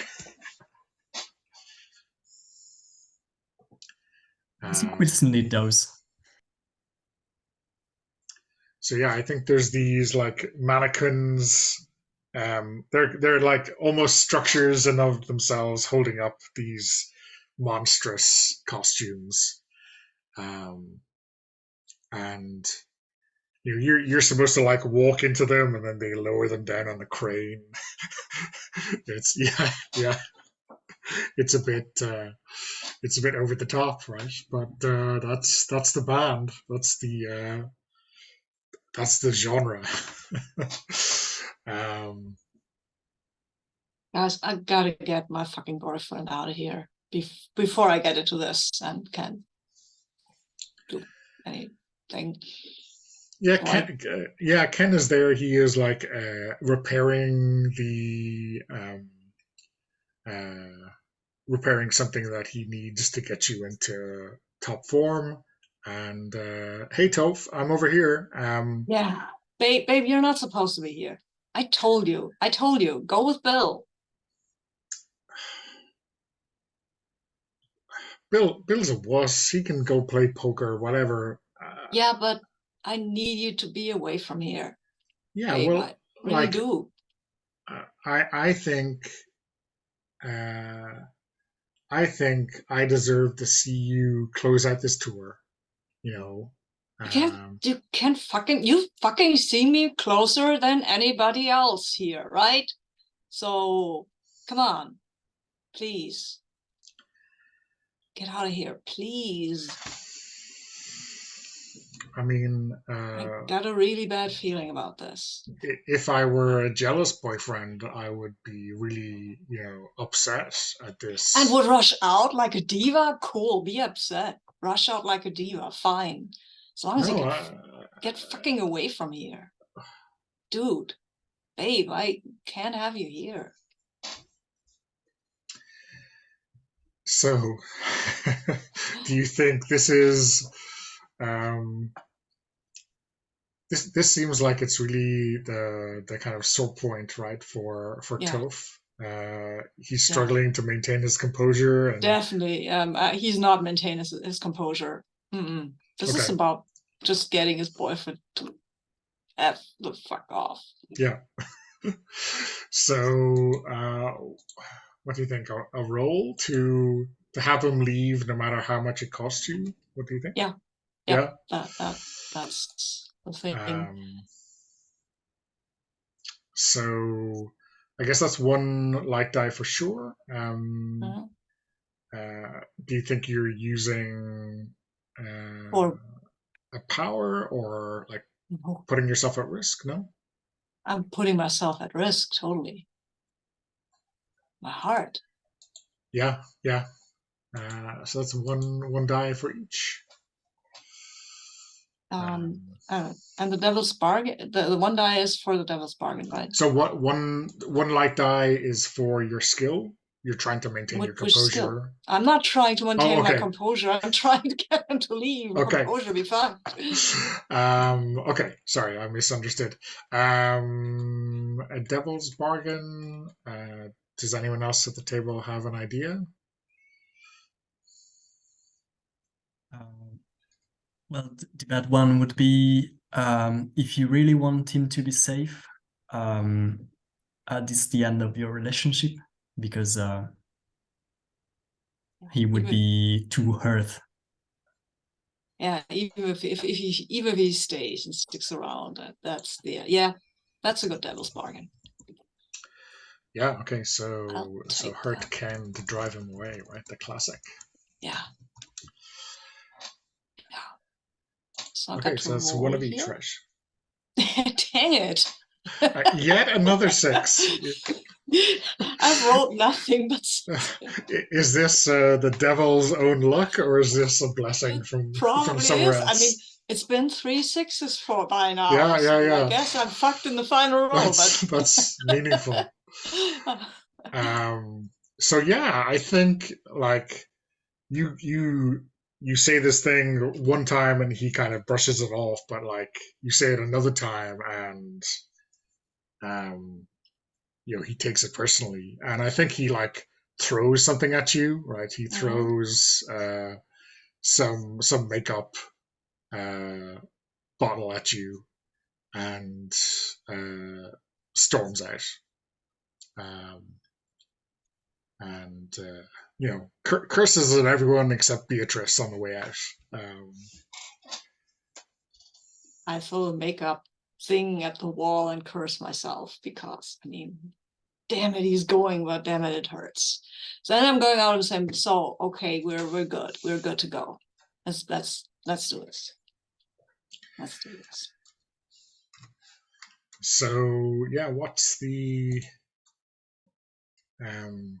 as you kind of go the short distance from this church across to the gig, like maybe give us a quick montage of your outfit and the baying crowd braving the flames to see you one last time. Matt, how about Graves? I think I've always been the edgy, darker member of the band, the one that gives us some heavy metal cred, like, and can definitely rip a classic solo. But I think I'd always be in black and studs and sometimes red and like very like I was like the hard rock member. But I think I am in a more colorful outfit this time. Maybe I've chosen some of my favorite colors that I haven't gotten to wear in a long time. Um, so maybe I'm in green and blue, maybe green and yellow. And I'm wearing more jewelry than usual too. I think I'm like a little more glittery. I guess to some it might look like I'm just fully embracing the glam vibe of the band. But I think I'm trying to do my own thing that's not just the hard rock thing I've been shoehorned into doing for the last, years at a time. And my hair's blonde. It's like which I guess it is in the photo. Maybe that's the first time that it's been blonde. Okay. So has everything else been a wig, or have you got this like magical dye thing going on? The miracle of makeup. I think it's been a wig. My hair's lighter, but it's been like just like a quick bleach job basically. So It's sort of platinum. Cool. How about Toph? Yeah, let's embrace this glam rock thing. I'm in this monstrously large costume with the shoulder pads and spikes and glitter and stuff, and I even put glitter in my hair, which I normally don't.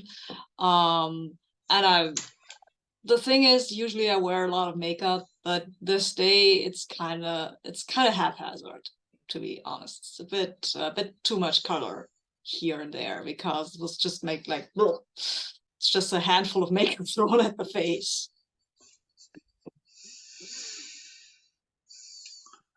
Awesome. And how about Sir Wyatt? So I think Sir Wyatt, after this, kind of crisis with Steve and his poetry and also his voice that is not as heavy metal as it used to be,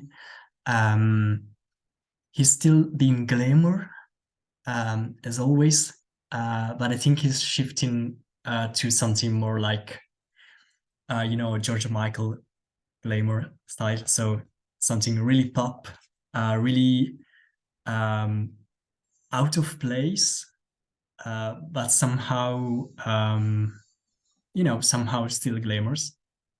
But probably there will be bikers a bit shocked to see. Also, probably he cut his own hair, so now he has short and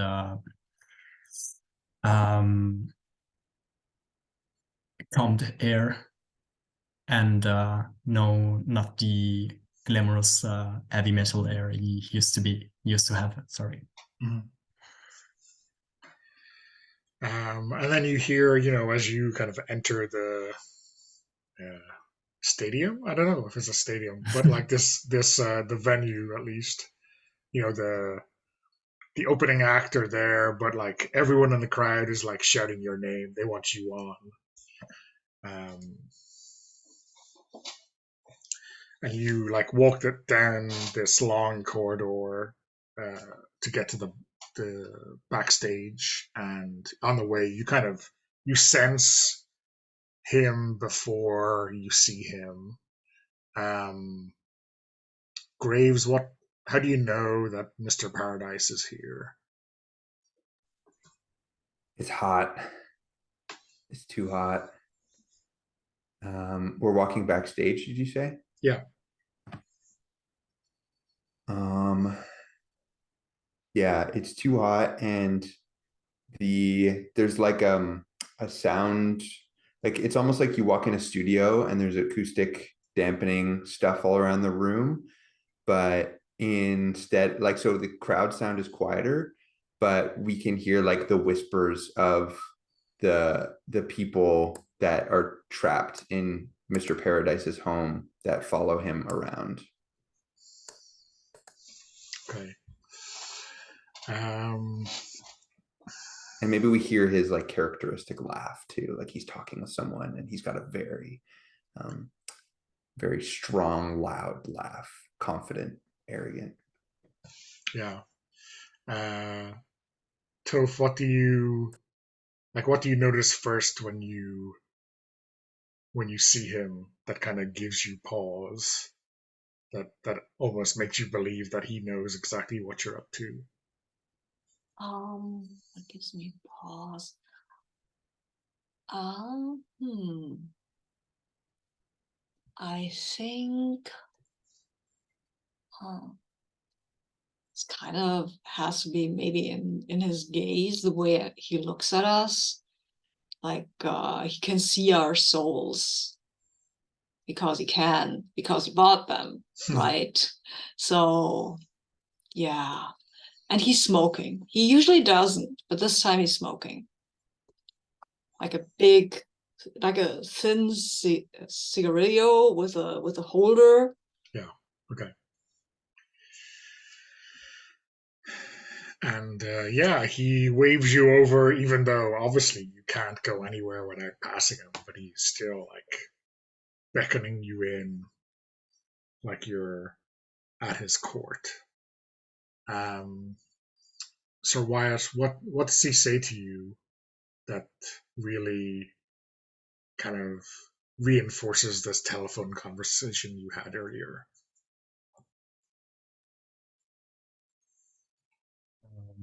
Good luck. So, and so he knows that I put my hand back to my old poetry, and he says to me, I've read it. I've been at Steve's place. He bought it with my money, and he says to me that it's good, and he's going to publish it.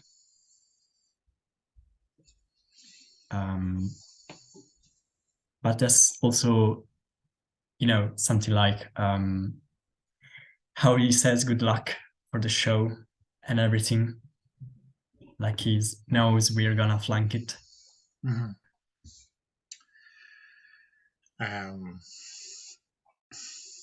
And yeah, on his back, as you kind of pass him, you see your guitar, Graves, the one that Tombstone smacked you out of the window with earlier. Maybe a time for a duel is nigh. Graves, what do you think? You with my guitar and me with yours. You want to share the spotlight, huh? I'm not sharing. So it'll be a disrespectful duel. That's my style. Isn't it just? Well, you've got to test yourself against the best.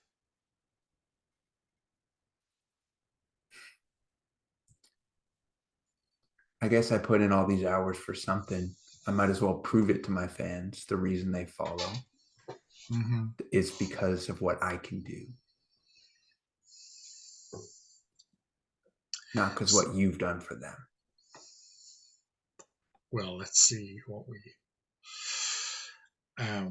I think you're all aware, as this kind of face-off is taking place, that your contract is in his pocket, like in his jacket pocket is the folded up contract. Can you resist trying for it?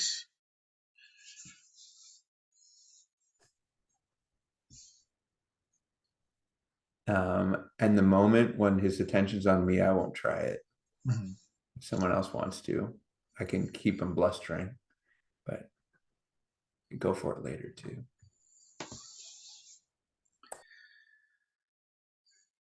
What do you think, Toph or Sir Wyatt? Are you gonna try to make a move, or just keep it in mind for later when chaos reigns? No, I'm just gonna curse him out. Like, you fucker, they're not here to see you. You think they'd be here to see you without me? Yeah, I think that they would, yeah.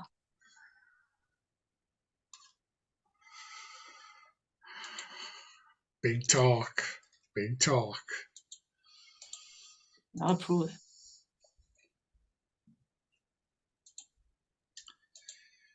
So you can have an autograph after I'm finished. I have your autograph already. True, you do. A little bit worth more after.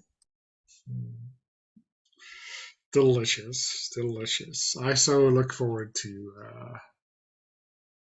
seeing you jump off the stage and have no one catch you.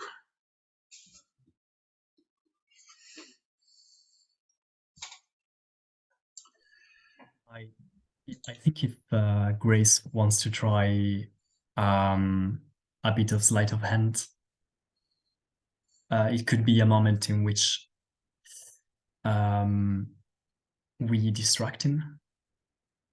For example, if Sir White seems to be dwelling on this idea of the album with the poetry leather-bound book, and perhaps he's even showing his journal to Mr. Paradise and saying, "So do you really think these are good? You can publish them. They'll reach the whole world." You know, if Graves Ish wants to try to put a hand in Mr. Parlay's pocket, I guess we could have a scene. You're a mute, Matt. Thing is, if that goes bad before the show starts, like how bad is that for us after the conversation we just had? I wonder if he'll bring it on stage with him. I also will just try it right now and see how it goes. But I wonder if it'll be more distracting if he's, you know, shredding, or I mean, let's do it. Let's try it. Okay, so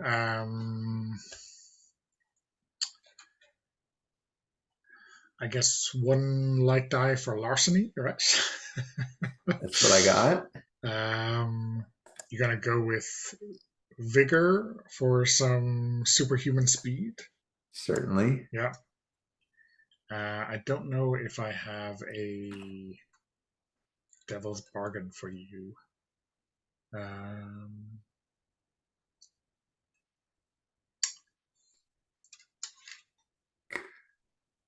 Could be that the contract could burn my hand. Oh, I mean that would not help your guitar playing, would it? It'll make it more painful. Yeah. Wouldn't stop me. Yeah. So let's.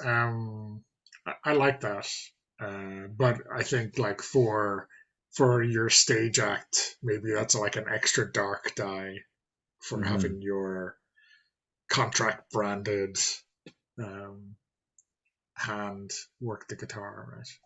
Yeah. So that's 2 and 1. Now, is there? I've already forgotten how help works. Oh, so you can do it after your roll, and then if someone else wants to give you help, they can. I guess Sir Wyatt is kind of doing that with his conversation.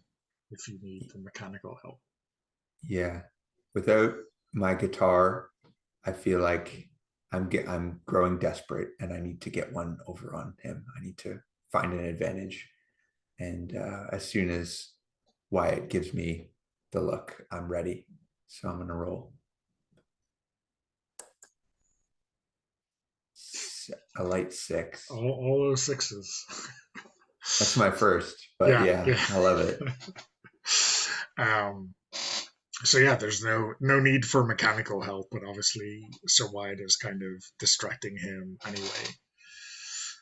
So yeah, why don't you describe exactly how that goes down, and maybe how you kind of I guess you need to hide the flare up, right, of this burning from him. So what's the bit of poetry that you're reading to him or showing him, Wyatt? Or what are the lyrics that, like, maybe you're talking about another song or something, or what? You don't have to actually say the lyrics, but what is it about?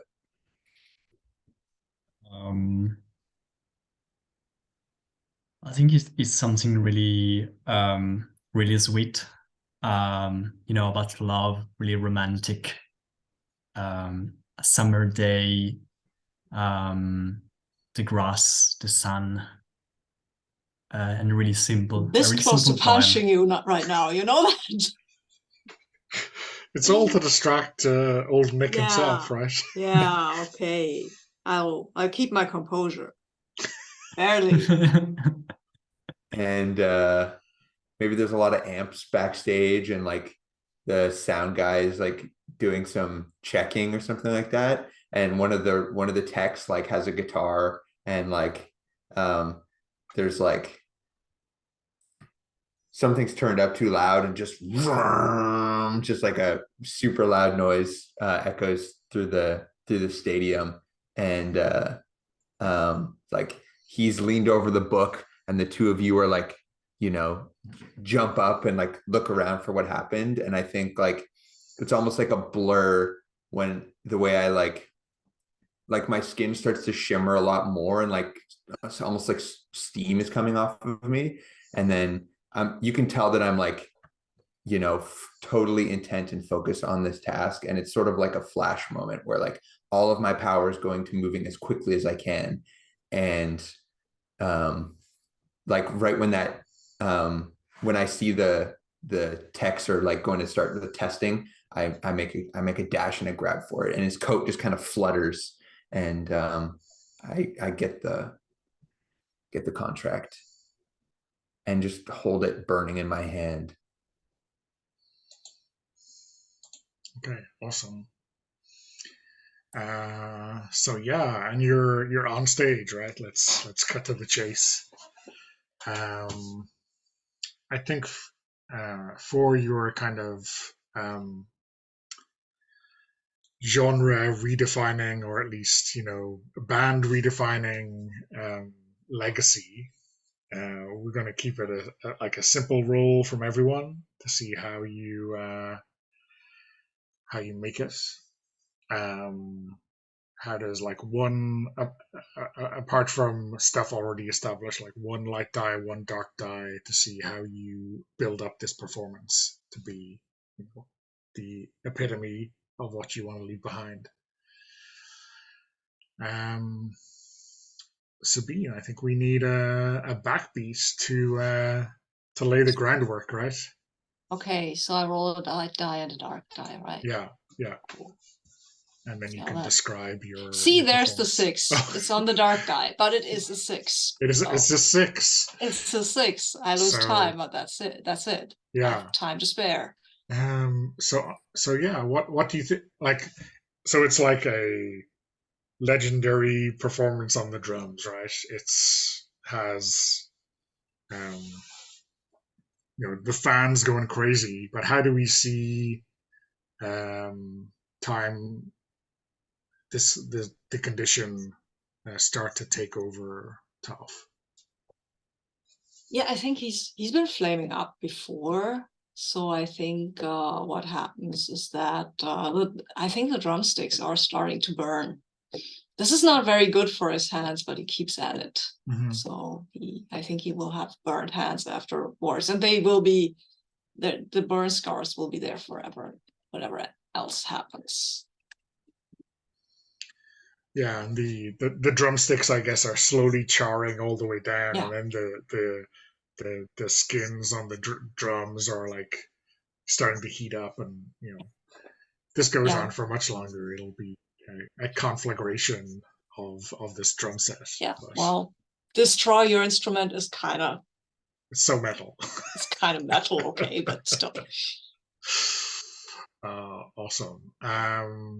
Any extra flavor you want to add in terms of like what people see and what they feel with this performance? I think it's mainly what he does is keeping a steady beat, to help the other two to concentrate on the beat. Like there's this groundwork where you can always fall back to, and even if one of the drumsticks disintegrates, he just grabs a new one, continues playing. Mm-hmm.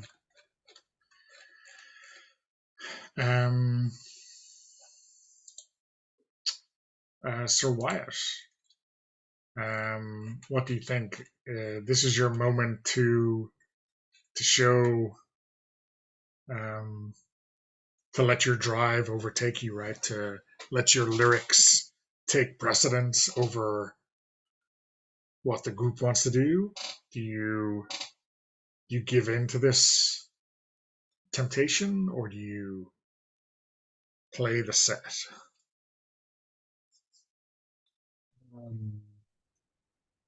I think I give in a little bit. And sorry, do I need to roll? Yeah, so for your Uh, performance, yeah, One light and one dark. one light, one dark, yeah. Okay. So let's roll first and then 5 light. So like not perfect, but pretty damn good, right? I try. Yeah. Do you think like your temptation to like add your own stuff into the mix kind of makes you Uh, waver, or what do I you think see? it has to do with my condition. So my voice is crackling. I guess actual fire is starting to come out from my mouth, and not in a pyrotechnic way. It just looks bad, and like my vocal cords are on fire, and I start to sound like Tom Waits, and I start to sleep in my poetry, and so to the audience it doesn't make any sense what I'm singing, in part because they don't understand what I'm saying because my vocal cords are on fire, and also because my poetry doesn't make much sense. But someone, few of them, think perhaps this is genius, you know. This is so incomprehensible that it's the best thing I ever heard. And but you know, those are just 2 or 3 people in the crowd, and fortunately there are the drumming that keeps people awake, and perhaps some sick guitar riff. Okay. And Graves, you see Mr. Paradise lurking in the wings with your axe. Are you taking the challenge up, or are you playing the set? What do you think? So playing the set Is like is keeping the group's burden, right? And not going off with your own drive. right. I want to accept the challenge, and I want to see if there's a way to like sort of claim our own artistic freedom and selfhood, like in defeating him through the duel, like using theme and stuff, and channeling the poetry to like, try to win over Mr. Paradise. Yeah, I'm not sure you can have your cake and eat it, right? you you've Right. you've So gotta choose. the question here is like, if I play with the band and don't accept a challenge here, we're still creating something new and finding our own way before Yeah. So if we you, go. I guess the choice is kind of stark, right? If you take on the burden of the group to like make this genuine performance that is all yours, then you leave that legacy behind, and then you're like, this is your last night on Earth. Whereas if you kind of say, oh, I'm going to abandon the group and do my own thing, then I Yeah. will live on as this like famous guitarist, but you know, at Mr. Paradise's behest, right? And Yeah. okay, I think that the last interaction I had with Tombstone with someone that I cared about ended in conflict and ended in a fight that I lost. And I think that I've seen my 2 bandmates like interact with their loved ones today and fight with them, but in the end, like stay true to themselves and the mission of the band in our final hour here. And I think as like my wounds reopen and searing blood is pouring from my body, I think I just turn away from Mr. Paradise. And I think what I'm playing is like more complementary to Sir Wyatt's poetry. And even if they can't necessarily hear the words, I'm trying to convey those images, the ones he was just reading out backstage to Mr. Paradise, in like musical language. I think there's more folk melodies, more like pentatonic scales, stuff that sounds older, stuff that sounds more peaceful. It's still a rock solo, but it's like that kind of blissful, something you might hear in a tavern on an acoustic or a fiddle or something, but electrified. Okay. I So gotta yeah, roll.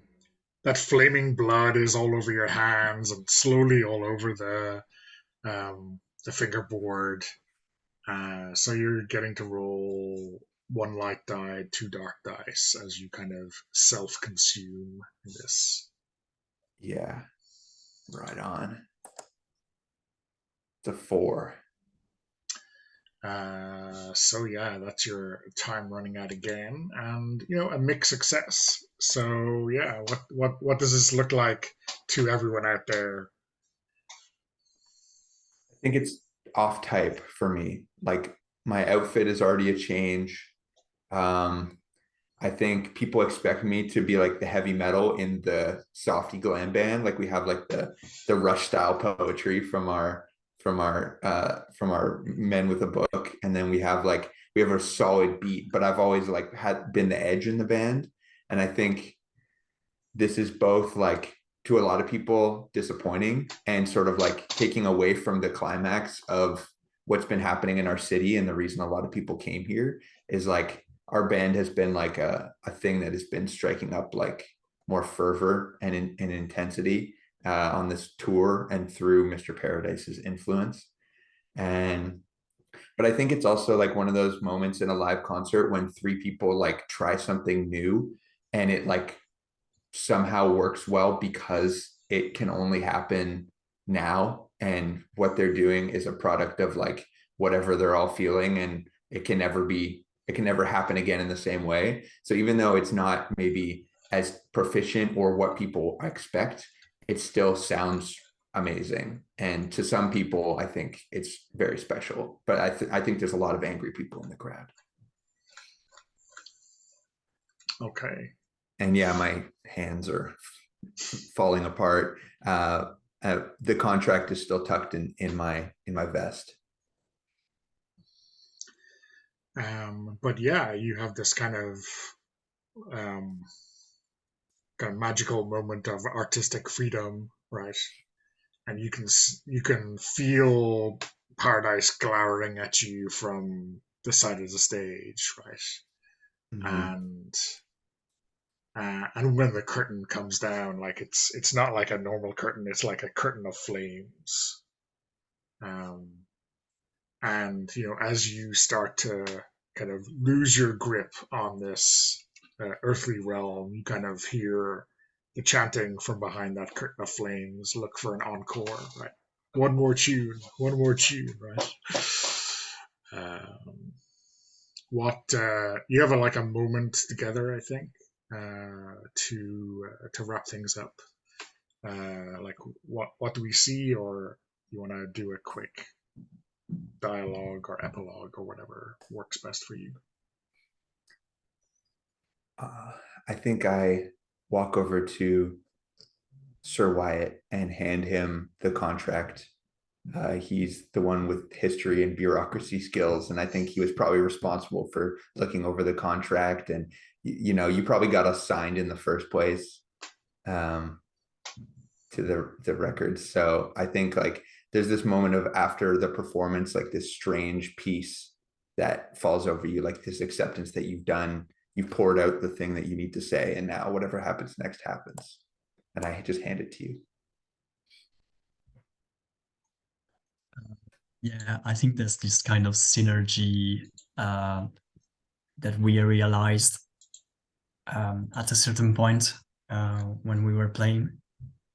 And as you said, right now it's really peaceful, and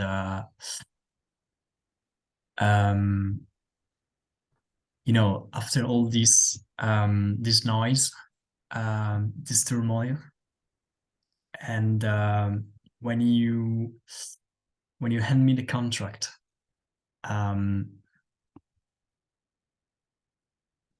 so the thing that I'll do is to I don't know if it makes sense to burn it or simply to fold it and put it back in the poetry book.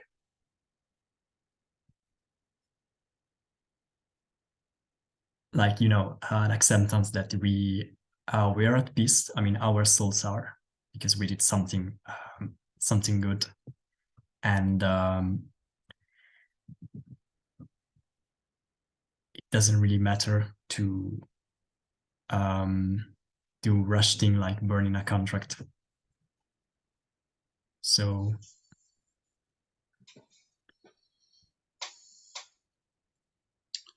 what do you think?